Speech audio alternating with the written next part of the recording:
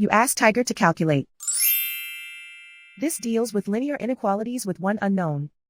The final result is x smaller than 11. Let's solve it step by step. Group all constants on the right side of the inequality. Add 2 to both sides.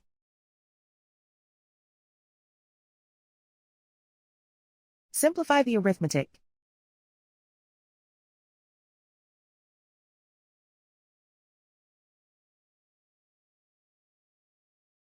Isolate the x. Divide both sides by 3.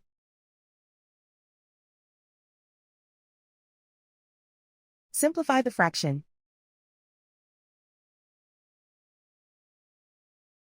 Find the greatest common factor of the numerator and denominator.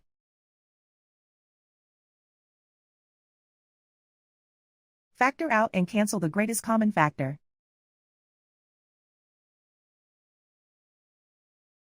Plot the solution on a coordinate grid. And so the final result is x smaller than 11.